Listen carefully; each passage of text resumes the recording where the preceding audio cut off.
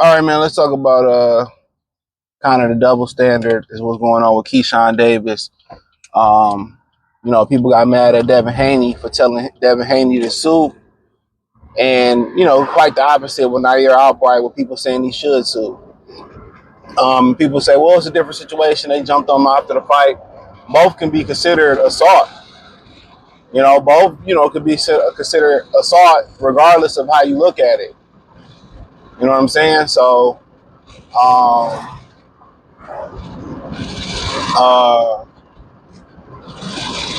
with Devin, I mean, he took steroids, took performance enhancing drugs. Nail Albright after the fight where he won fair and square. This is why it's dangerous to go into people's hometown. He got jumped. His family got pressed, his brother got pressed. Now people saying that the headbutt, the mark where the headbutt got left at, you know what I'm saying? It was already a mark there, but it don't matter. You know what I'm saying? Y'all came in there and caused emotional distress. I know he said Bud and Bo McIntyre came in and make it right. I seen Town say, they probably should consider, dropping,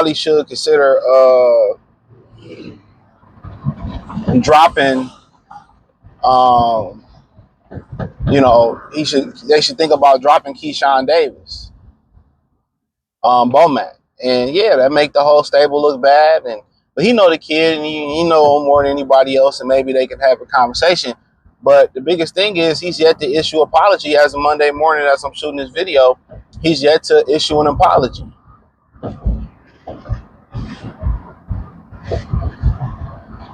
So we start sitting here talking about that he's yet to, issue an apology to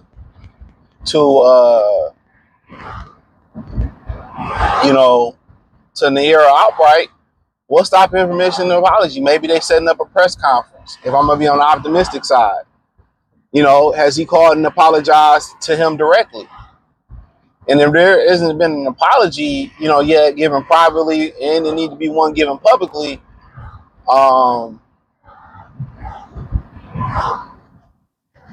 it's just to the point where it's just a bunch of immaturity. A lot of people thought he made that jump.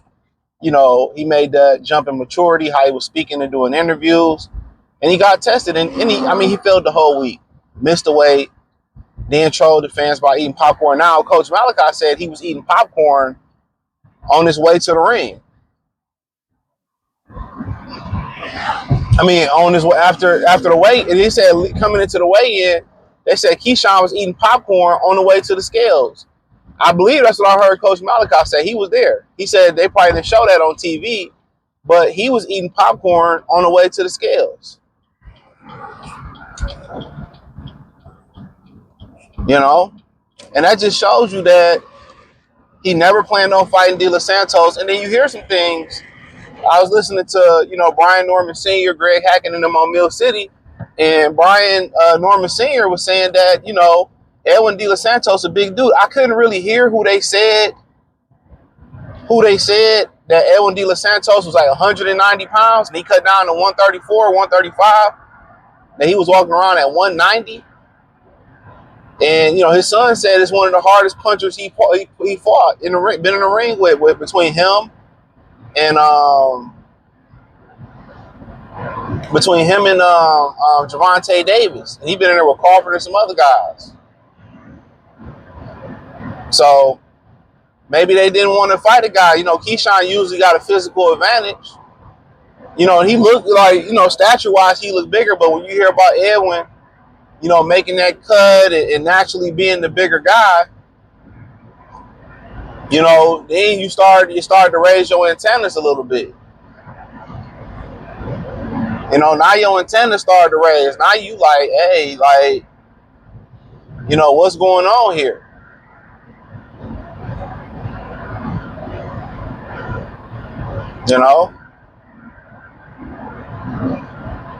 So maybe it was a whole ploy. They never planned on getting in the ring with him. You know, that could be the whole thing. Maybe they never planned on getting in the ring with the guy.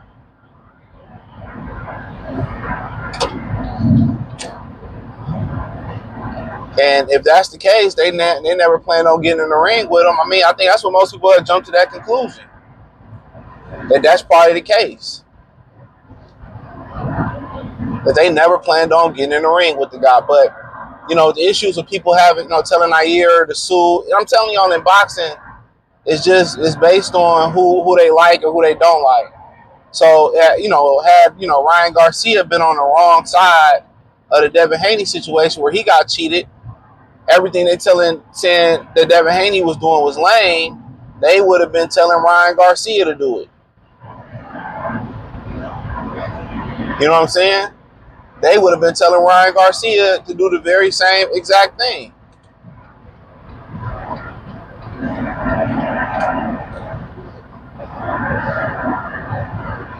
You know, so I find that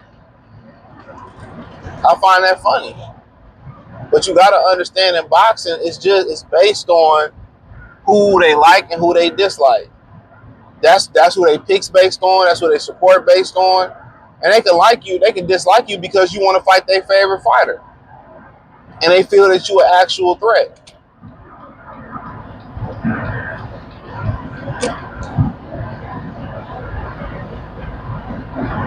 And they feel that you're an actual threat.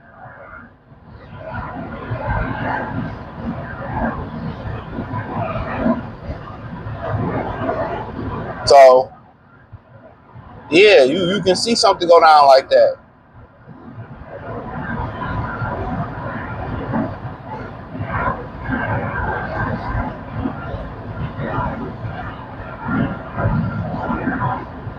So, I mean,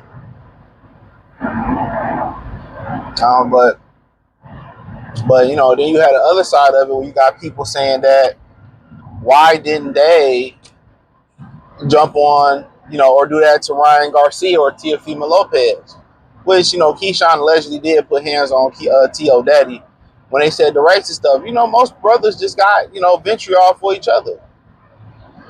That's what it boiled down to. Boiled down to it. Most of us just got a lot of hatred and vitriol for each other.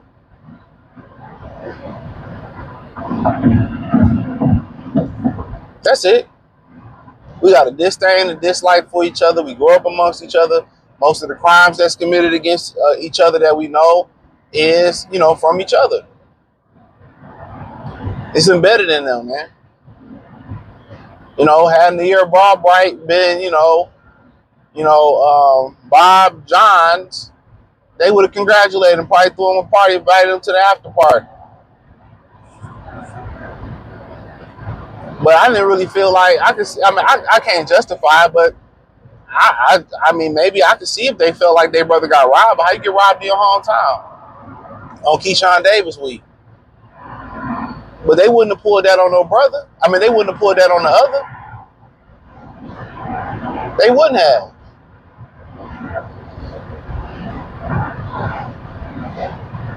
They wouldn't have. And we all know it.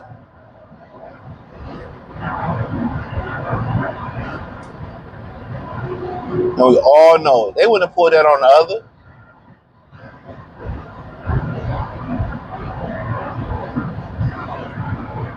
So, you know, a lot of people throwing a lot of different words around when it comes to Keyshawn Davis.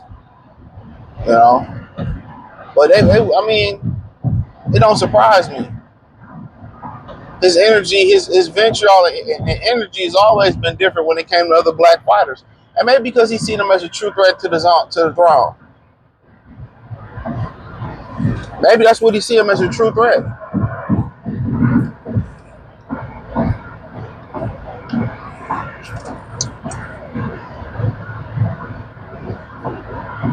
You know?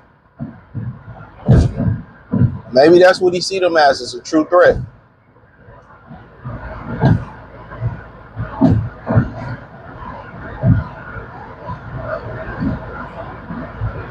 So I legit can't call it. I don't really know, but like I said, man, It's a lot of double standard. All they standards just pretty much go off. They standards, it go off who they like and who they dislike. And you could be in boxing, you could be disliked because you wanted to fight a particular fighter.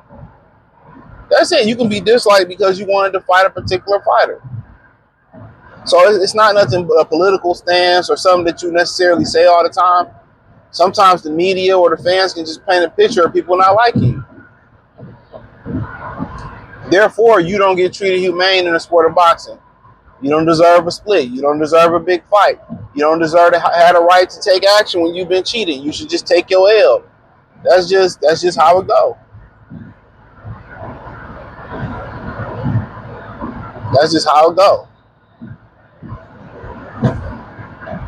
So it's sad, but you know, it is what it is, man. So let me know what you girls and guys think. Thumbs up the video, share the video, subscribe to the channel, and the subscribe button is the bell icon button. Hit all notifications, increase your chance to get notifications. We go live or drop video.